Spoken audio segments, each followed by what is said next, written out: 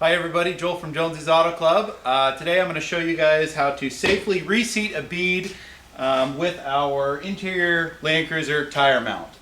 Pretty common problem for off-road vehicles. You're out wheeling, you air way down 10, 12 psi, and you get all off camber, you hit a rock, and all of a sudden, boom, your tire is off your bead. So you can see this rim is loose. And usually you only bust it off of one side. If you break it off of two sides, you're in real trouble. So what I'm going to do is I'm going to show you how to put this back on the rim. And I'll guarantee you it's not going to be with explosives or brake cleaner or anything.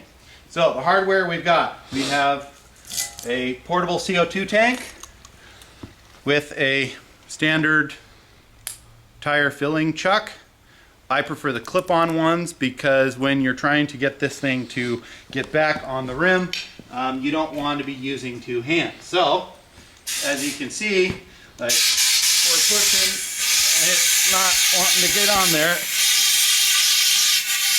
and it's not going to seat on there. Okay? I'm a pretty big guy, and so this thing is like wrestling a 300-pound dead person. So anyway, what we're going to do is we're going to put this tire up into our tire rack. I'm going to take off the hub mount, and then we're actually going to use the strap itself to push down in the center of the tire to help push this bead out onto the rim. Okay, so we will use our ratchet strap to help manipulate the rubber tire so that it will hold air, and then use the air pressure to push the tire out onto the rim. One thing I will note is that you always want to take out your Schrader valve if you're trying to do this. A couple of reasons. First reason is so you can get enough airflow into the tire to actually pop the bead out. Second reason is that once you actually pop the bead out, you want to immediately let the tension off of the strap. And so you pop your air chuck off and immediately the tire is going to deflate, but hopefully the bead will be seated on there. Okay? So once you get the bead seated on, we'll pull the tire back out, we'll put the Schrader valve back in, we'll inflate it to the proper pressure, and then reinstall it into our rig and be on our way. Okay, I've wrestled the tire up into the tire rack. Now I'm going to put my 2-inch belt right over the center of the tire. Okay? This belt is rated for 6,000 pound braking strength, so it should be strong enough to ratchet this tire down. Make sure that you don't get it bound up when you feed it through. Now, some people always, or I should say most people, don't use these ratchets correctly. So if you come over here and take a look, you're supposed to feed the ratchet through like that. There's a slot in the middle, and then back on itself. And then you go and start ratcheting it down. And you want to make sure you have enough loops on that ratchet so that it won't unravel itself, because the friction of the belt on the belt is what holds everything in place. Okay, so we're going to ratchet this thing down, and as we ratchet it down, hopefully what will happen, you can see here, is that putting pressure in the center of the tire will push this sidewall out against that rim, stopping our air leakage. Okay, some of you guys might notice that I'm using a ratchet. This is our prototype unit itself, and so the ones that we actually are in production, you would be able to use your standard Toyota lug wrench to operate the ratchet. I have a regular snap-on ratchet here, and so I'm ratcheting it down. You can see this sidewall right here is already bulging out, and we can push the rim and push the tire. So now I feel pretty confident that I'm already on the bead right here, and I don't see a whole lot of gap all the way around. So what I'm hoping is that I'll be able to put my air chuck right in there, wrestle this rim a little bit, and it'll immediately pop that baby back into place. So air tank, got my CO2 tank. you want to set your regulator, if you have a regulator, at maximum flow. Okay, so you want to force as much air into the tire as you possibly can. And hopefully more air is going in, staying in the tire than is leaking out around your busted off bead.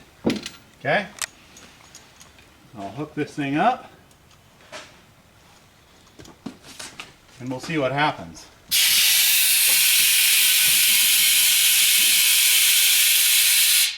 So I've got a little bit too much air that's coming out, so what I'm going to do is I'm going to get up in the vehicle.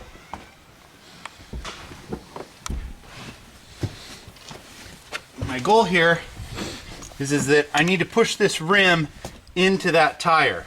Okay? So I'm going to pull out on the tire and push in on the rim.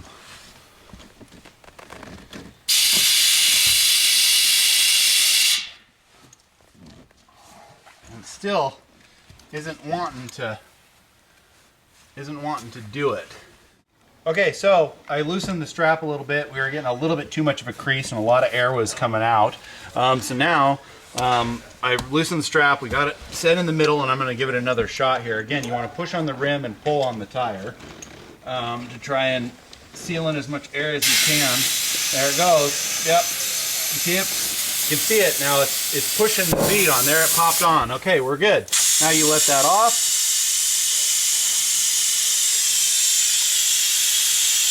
There's no Schrader valve in there. And in theory, it shouldn't take a whole lot of pressure to get it to push back onto the bead. The problem is that when it's on the vehicle, you're wrestling with the wheel well, and when it's off the vehicle, you're having to wrestle with the 35-inch tall tire, and that just doesn't work. So putting in the tire fixture not only puts pressure in the center of the tread, which forces that sidewall out onto the rim, it also gives you a pretty decent place to work on it. Okay, so got the bead seated back on our rim and I'm going to put the valve in. Now, these valves are prone to leakage because of that little seal right there.